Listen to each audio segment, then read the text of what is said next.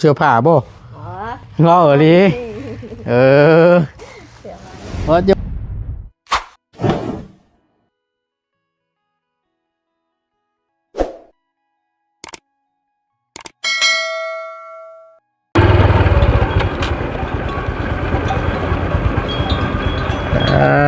ตัวปล่อยกำลงแรงพี่น้องเลย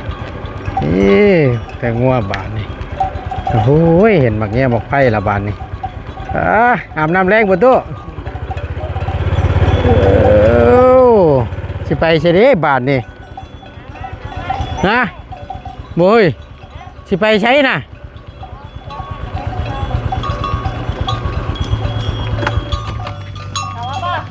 สิไปใช้สิเข้าไปในบ้านคือคุบเสื้อผ้าใส่กระเป๋าทงลำก็แค่นี่บ่เมนบ่สิเข้าไปในบ้านน่ะโมเมนต์แล้วเขาอ่ะโอ้ยเนาะ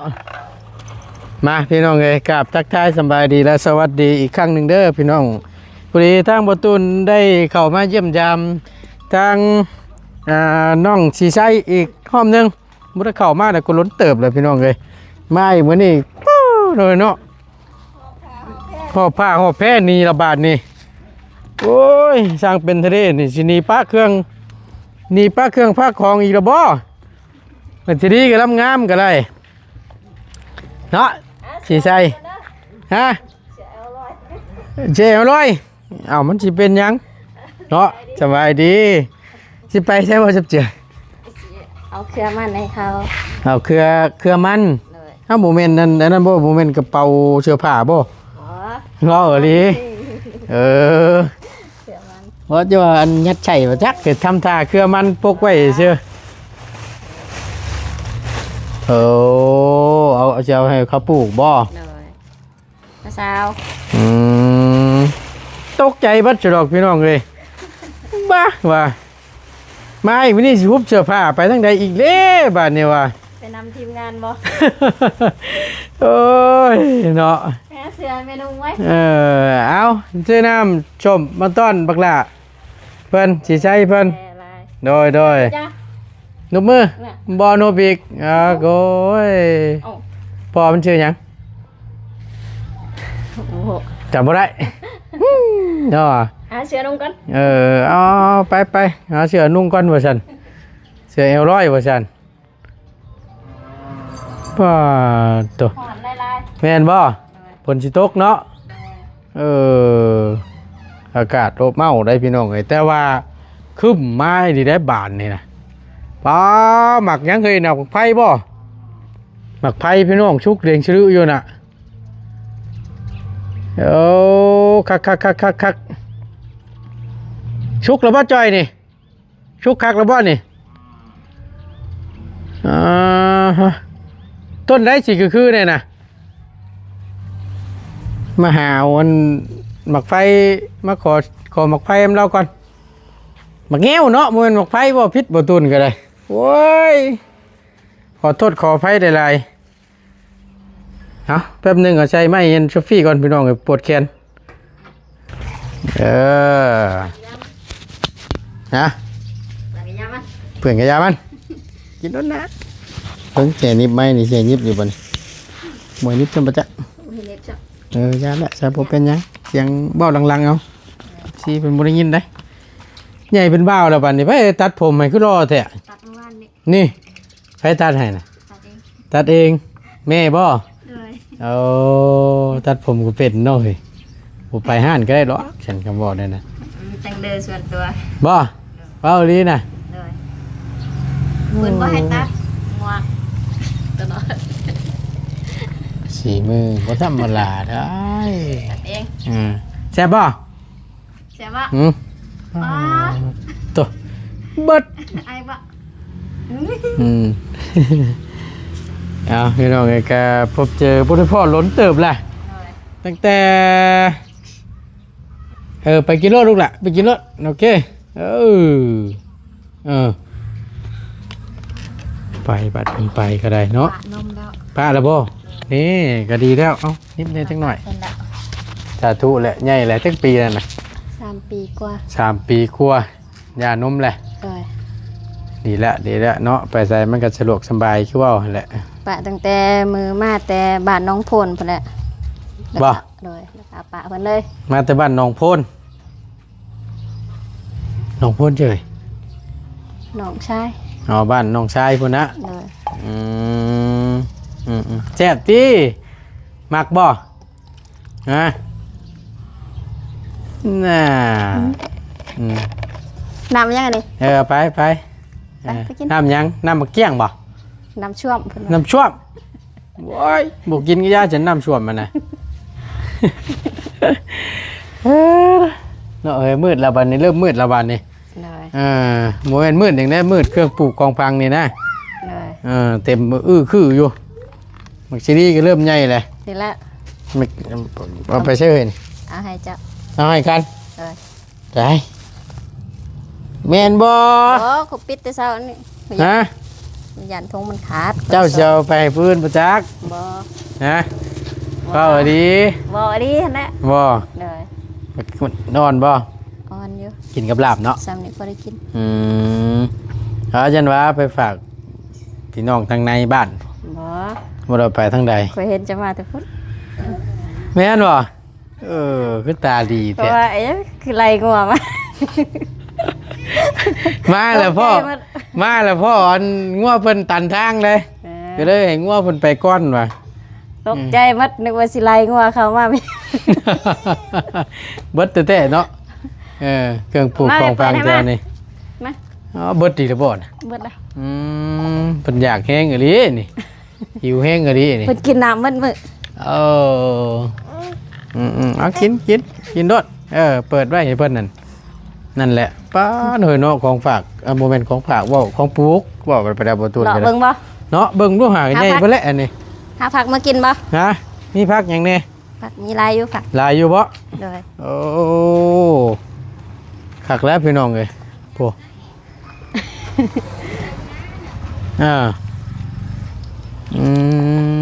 มีลาย เกี่ย อ ว ยู่ คุณว่าอยู่บ้านนี่ เลย เนาะคักแล้วบ่ได้เข้ามาหล้นเติบเลย เสียงลวงเข้ามาได้มื้อนี้ก็ได้ หึ เสียงลวงเข้ามามื้อนี้ มื้อนี้บ่ แม่นเพราะว่าเห็นบ่ย่าว่าเข้ามาหาแล้วบ่พอ อ่าช่วงนี้ ก็เลย ไป ว่า ต ไป ลอ ทาง ด ใดว่ะ ช่วงนี้ บ่แม่น ไปหากิน ฮะ ไปหากินตลอด บ่ได้คอยอยู่บ่เฮ้ย เลยว่านนี่ว่าสิไปหาดอกกระเจียว ไปฮอดก็ลูกบ่หาแล้วก็หาปุงโมมากิน มึงมูไม่ใช่ เอาน้ำเพื่อนเอื้อย อยู่หน้าเอื้อย ไล่อย่าบ่เฮ็ดปวกนะ บ่มี เอ้าเขาหาขายคือว่าหลายแท้บ่พ่อบ่ บ่ แถวรอนแถวนั้นมื้อนี้บ่เคยเอาอยู่บ่ เคยเอาอยู่แถวนี้ แต่จอบเบิ่งอยู่บ่ อืม จังหน่อยสินอนมูลเฮ็ดปวกซื่อๆแหล้วเฮา เองก็จะว่าบ่มี โอ้ยเขาขายอยู่ อืม คึมได้พี่น้องมึงนี่ฝนสิตกแล้วสิตกค้ำหัวประตูนย่ำใดบุนี่ บ่ตกดอกแมลงพุ่นบ่จัก ย่านอยู่ใดนี่ เริ่มใหญ่แล้วเด้ มีหยังน่ะ มังหุงคนนี้ล่ะ ใส่ เริ่มใหญ่ละ เอากกตมเป็นหมากเลยเฮ้ย พุ่น มีหยังน่ะตกใจเบิดเอามีหมากแล้ว ตัวนี้ก็ใส่หลอกก็เล่นน่ะจะเบิ่งชงอ๋อนี่เป็นบ่เลยซ้ำสิขายมีหยังดีให้หยังน่ะฮะให้หยัง ไอ้ยันมักระเบิด ย่านหมากระเบิดใช่น่ะ เสื่องละ ใช่ นี่เพื่อนครัวแล้วพี่น้องเลยหัวมันแล้ว หัวไปเลย เลย สังกะสีชั่วเดียวเนาะเอาไม้มากาดแล้วก็เอาผ้าบัดมันมุ้งจ้อยเลยเอาไม้มาวางหนึ่งกับผ้าบัดมุ้งนี่มันก็ได้เลยยังเคยนะ อีหยังจ้ะ ให้ยังดีบาทเนี่ยแกดอกไม้ไปใช่น้ำชมก็ได้กินอิ่มแล้วก็ยังให้อยู่เนาะบ่ สีใจเด้โอ้ยเบื่อเด้ เอาผักบ่ผักบวงมีอยู่ แน่เห็นอย่างหนึงนี่จอย หึ คอหัวชิงไข่น้ เอารถ หืม ยกก่อรถ ำยกกอเลย เลย ว้าวดีน่ะ เลย บ บ่ตุนเสียเมื่อปลูกอยู่หน้าพี่น้องเอ้ยพอได้ใส่ต้มใส่แกงเนี่ยเด้ออุ้ยเนาะไม่น่าเอาได้เนาะไปเอาเสียมอยู่พุ่นไป เรา ไปเอาเสียมก่อน เอาเสียมไปเอาเสียมมาไป ยันตัวนี้บ่ให้ติด โอ้ยมาฉันมา ไปเอาเสียมก่อน แล้วกันบ้านนี้พี่น้องเอ้ยถึกบ้านเพิ่นให้แหละเขาว่าหมอลำเรื่องก็ถึกบ้านเพิ่นโชคนะเอื้อมขี้ไร ใหญ่มากยังคือแม่เขาแม่เนาะยังคือแม่เขาบ้านเนี่ยโอ้ยสมบัติลูกแม่ดีนี่นะพี่น้องกับบ่ตุนอยากขออันนี้พอมันหลายเลยปวดสิงไข่แล้วนะเสียมาปลูกไว้อยู่หน้านี่พอได้ใส่ต้มกบต้มเขียดนี่โอ้เป็นแถวอยู่แม่นบ่ติ่มนะปู่ลายดีวะจอนแต่ละมันนี่เบื้องหัวสิงไข่แล้วนะคักพี่น้องเอ้ยนี่แหละเนาะมันปลูกมันพังกะได้กินโอ้เอาหมักชีดามายายไปนี่อีกเนาะยังกันนะให้อีกเลยว่าเด้อบริเวณอยากให้บ่สิใส่จอนเตมันให้เนาะเฮ้ยเอ้ยบ่ลายไปได้เลยบ่ลายไปไหนก็ได้เด้อสาวจ้อยเด้อบ่ลายไปไหนก็ได้หรอกเพราะได้ปลูกกันนะเห็นมันหลายใช่ดอกก็ได้ขอน้ำแหน่จักหน่อยเอาบ่นะได้เบิดตัวใดก็ได้เอาตัวใดก็ได้บ่เนี่ยด้วย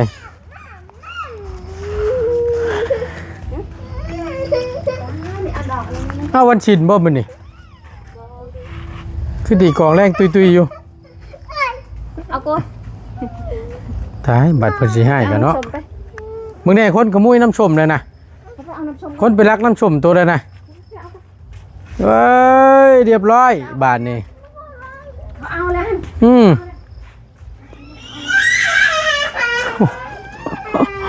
กักแน่เลยพี่น้องไงบ่ให้โอ้ยให้ยังได้เฮ้ยโอ้กักแน่ลิมิดเอาที่บ่แต่ละมื้อกะให้ก็ให้เฮาเข้ามานี่บ่จักล็อกซั่นโอ้คือเครียดง่ายเครียดแท้เอาพี่น้องให้เพิ่นหยุดให้กูหยุดจนห้องก่อนเนาะกักแน่ลิโอ้ยเอาจกหน่อยพี่น้องมาพี่น้องในบ้านนี่ลูกกระยุดโกบ่ร้ายจะจ้อยบ่ร้ายบ่ร้ายเอาพอได้ปลูกกันนะบ่เอาเบิดกอก็ได้หรอกบ่โอ้เน่นเลยฮึบเอาพอได้ปลูกพอหรอกตายคักบ้านนี่พี่น้องเลยเบิดแต่เบิดเลยบ่น่ะ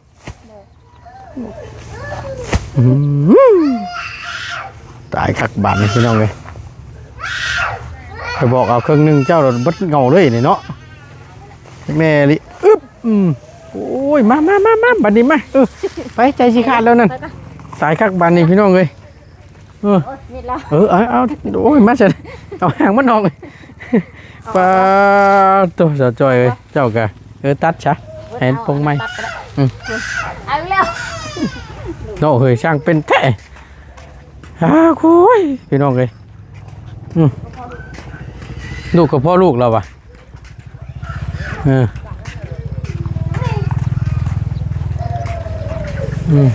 โอ้ยชื่นคือเจ็บคือปวดนี่ได้เราให้นะยืนให้ชื่อนี่นะโอ้ยอมแล้วว่าต้นก็ได้เนาะตัวงาน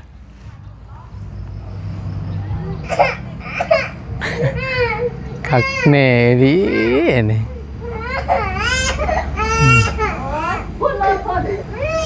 เพิ่งได้เพิ่นแก่ยังมานั่น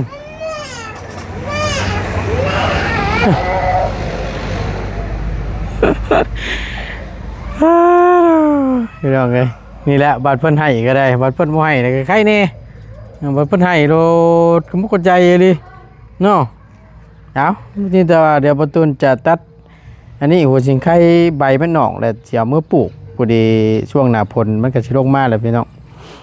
ยังเดือนนอกค่าบัดนี้สิหานอกค่ามือปลูกไว้นํเนาะหัวข้าวสิงไข่ใบมะกรูดนี่ก็มีครบตัวนี้โอเคแล้วเฮ็ดอยากเฮ็ดกินต้มมันต้มนี่แกงหั่นแกงนี่มันก็จังบ่ได้แล่นไปไกลนะพี่น้องเนาะปลูกไว้อยู่เฮือนอยู่ซ่านหิวคู่ยังคู่เฮ็ดปวกบ่ตุฮะอ้าวเพิ่นขายกันอยู่ได้อยู่ทางน่ะอีดีได้ไปให้ล้านนั่นน่ะหน่อไม้มากใช้นี่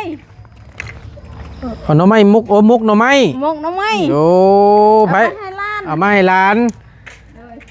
หลานก็กำลังสิเข้าไปในพุ่นให้อยู่หั่น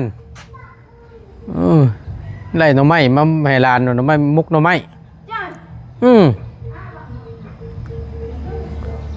มืดมาได้บาทนี่พี่น้องโอ้ยผ่ากันพลกับบูมี่ครับ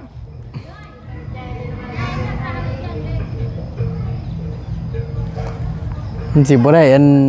ชื่ออันนั้นบ่พี่น้องเลยผ่ากันพลมีขายอยู่บริเวณณตอนนี้ยั่วเนาะยั่วเดี๋ยวดีกว่ายั่วอะไรมันบ่อยู่ยั่วอะไรมันบ่อยู่สบายเด้อตัวเด้อสบายดีไปหามันบ่ได้ฉันบ่หาเฮ็ดนั่นน่ะมันบ่ได้ลูกเอ้ยไปทั่วหมดป่าหมดดงก็บ่ได้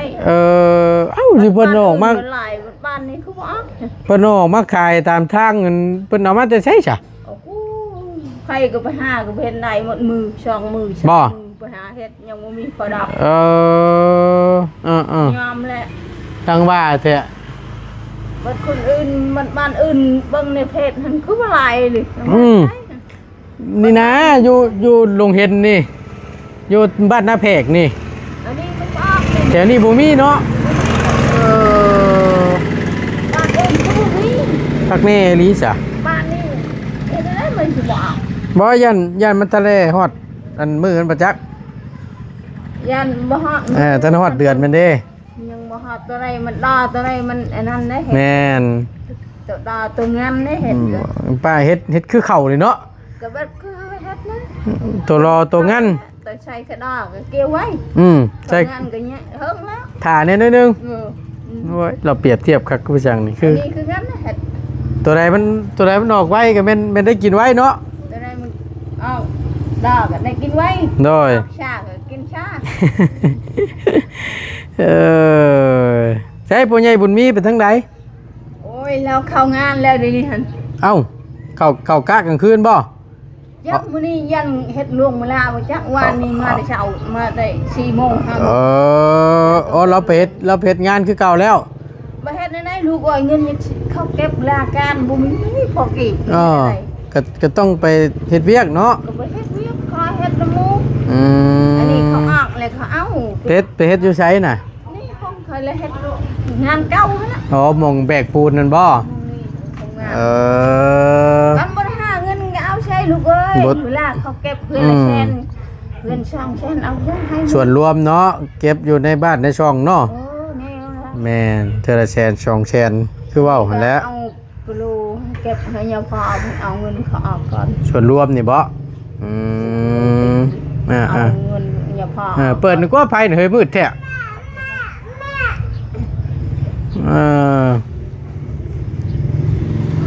มองเช้านี่เอาใช้สิหาใช้คันเฮ็ดออกใครไปหาเฮ็ดขายนี่เฮ็ดอะไรเฮ็ดก็บ่ออกนี่เฮ็ดก็บ่ออกเนาะปกติแหละอันนี้โอ้ยเฮ็ดอะไรฉัน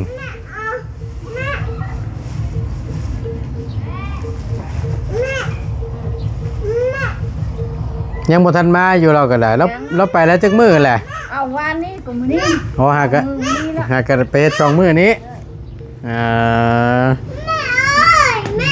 โอ้ยโอ้ยเนาะจอยเนาะเฮ้ยเด้อเฮ้ยเนาะเศร้าเลยบาดนี่โอ้เบิดพอดีบาดนี่มีดเนาะข้างนี้นี่เจ้าก็ได้ไอ้ตรงยางไหมบ่พอแล้วขอบใจได้ไรโอ้ยเอากินนอกก้อนพี่น้องไงเมื่อมันนักถ้าบอกอยู่ให้เอาด้วยหนึ่งกดบัดเหงาเลยหอมพี่น้องเมื่อเราจะคอยแบ่งปลูกได้หลายเหงาเอาเนาะ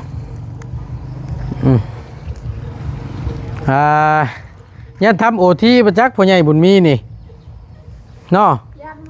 ยันทำโอทีเหรอวะยันเฮ็ดโอเลยเวลาเนาะท่านบ่มีโอแล้วมื้อน่ะวันนี้ก็ยังมื้อตัว แม่นเฮ็ดโอเลยเวลาก็ดีคือกันเนาะมืดมาแหละฝนสิตกมารถมาเดี๋ยวใช้เองมั้ยเดี๋ยวเพิ่นใช้มั้ยเอานอนก็ได้เอานอนก็ได้เด้อขอบใจหลายๆเด้อขอบใจมื้อหน้าสิมาเยี่ยมใหม่เด้อโอเคอยู่ดีมีแฮงไปบาดนี่โอ้ยเนาะยันแต่มั่วแม่เพิ่นไปเนาะไปเด้เจ้าแม่เพิ่นไปน่ะแม่เพิ่นก็มันแลอันเป็นอะไรคือจังอันนั้นมื้อน่ะถามก่อนจักหน่อยนึงบาดนี่เล่นบ่ได้ลงไปพุ่นบ่ลงอันชวนเป่าชวนเป่าเตียงบ่หรือว่านั่นใดบ่ได้ไปแล้วเป็นอะไรกูบ่าวไปเวียกเพิ่นแล้วอ๋อเพิ่นไปเวียกอยู่เวียงแล้วตัดสินใจเลือกทางนั้นก็เลยบ่ได้ลงชับทางนี้เพิ่นบ่ย้ายเขาปะเฮือนก็เลยเพิ่นสิไปสู่ผู้เดียวไอ้ตัวนั้นอยู่เผาเฮือนย่านเขาสิตัดไฟฟ้าคือเก่าหั่นแหละบ่เกี่ยวดอกบ่ตัดไปวันไหนก็ตัดจำโอ้ยเนาะย่านนั่นแหละเอาก็บ่เป็นหยังจะเนาะอยู่นำกันเนาะตู้เนาะเบิ่งแย่งกันนั่นแหละเนาะเบิ่งกันนั่นแหละมีหยังก็พร้อมกันกินโดยคือจังแหละมุกหน่อไม้เมื่อกี้นี่ก็ได้มุกหน่อไม้2มุกมุกหน่อไม้2มุกพอได้แบ่งช่วยกันนี่แหละเนาะมีแต่พ่อแม่เลี้ยงลูกลูกบ่ได้เลี้ยงส่วนหลายก็จ้ำเว้นก็บ่ได้อยู่ว่าเจ้าก็ไปหากินแต่บ่ตูนก็มาช่วงค่ำมันน่ะพี่น้องก็ได้พ่อเห็นแต่บ่ย่าแล้วว่าสุฟังคำเจ้าเข้าเจ้าสิแห้วว่าซั่นแห้วยังดีบ่ย่าเว้ยว่าสิบ่พ่อสาวจ้อยว่าซั่นเอ้าเราไปทางใดวะคุบเสื้อผ้าไปแล้วบ่วะทั้งแล้วข่อยก็ไปอัดประตูตัวม่อมอยู่หรอวะเว้นเราไปหากินประจักว่ะไปพาเพิ่นเขานอนซะเฮาก็สิกลับแล้วบัดนี้อยู่ดีมีแฮงสบายดีเด้อสบายดีคุยได้ไปตู้มากันนี่นะเพื่อมันจักแหละจักเพิ่นสิเอาไปใส่เด้อลูกสาวเจ้านั่นแหละโอ้นึกว่าเพิ่นยุบกระเป๋าเสื้อผ้านี่ละสะดอกตกใจเบิดกระเป๋าลำทุ่มอยู่ ไปพี่น้องเอ้ยพอต้นกันสิขอจบคลิปปิดคลิปก่อนขอบคุณหลายๆอยู่ดีมีแฮงเด้อพี่น้องเด้อโชคมันร่ำรวยเจอกันคลิปหน้าสำหรับคลิปนี้ไปแล้วพี่น้องสบายดีเด้อ